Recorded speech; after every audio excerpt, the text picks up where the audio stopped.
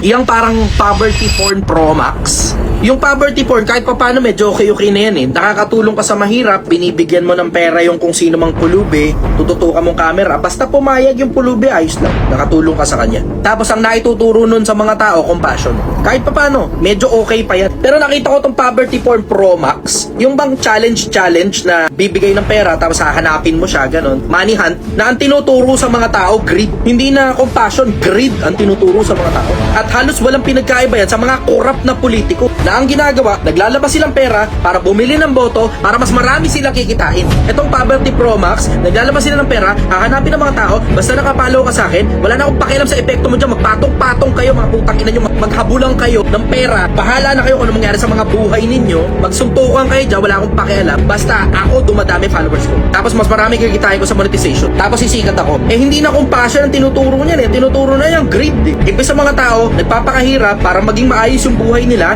umaasa na lang sila na sana mayroong vlogger na magbigay sa kanila ng pera. Kaya mag-iingat kayo sa mga ganyang klase ng tao na sobrang dami ng mga tao nagiging greedy dahil sa ganyang kawalakya ang ginagawa nila. Wala pa rin talagang tatalo doon sa tumatrabaho ka ng gusto, tapos tinatalinuhan mo, tapos nag-iipon ka para hindi mo na kailangan magbukang gago hahabol doon sa mga tao na yan na mukha kang tanga, tinututukan ka ng camera habang nagpapatong-patong kayo para lang maagaw yung pera. Hindi na nila iniisip kung anong epekto nila sa kapwa-tao. Yung poverty porn Pro Max na manihan, ginagawa nilang patay gutom ang mga tao. Pag hindi mo tinitignan kung anong epekto nung ginagawa mo sa lipunan, baka wala ka lang kamalay-malay, nakakatulong ka sa isang pirasong tao. Tapos ang majority na nakapalaw sa'yo, tangina nagbumukhang gago, nasisira ang buhay. Imbis magturo kayo ng kasipagan, katalinuhan, kagalingan, tinuturuan nyo ang mga tao ng kaganitan, mga ulol. Nakakatulong.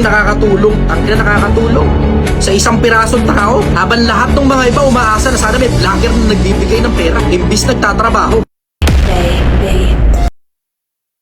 Nagkakagulo at nagkakasakitan ang ilang netizens para makapanto sa nauusong Money Hunt Challenge ng mga vlogger. Nagiging problema kapag ang kahirapan ay ginagawang content.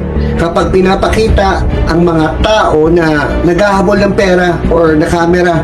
Pangamba pa nga ni Doc Gerald, baka mawala na yung sensibilidad sa tunay na pagtulong. You know, the point here is, saan yung ginagawa? Is it really sa pagtulong sa tao? Is it really for entertainment? Is it for views?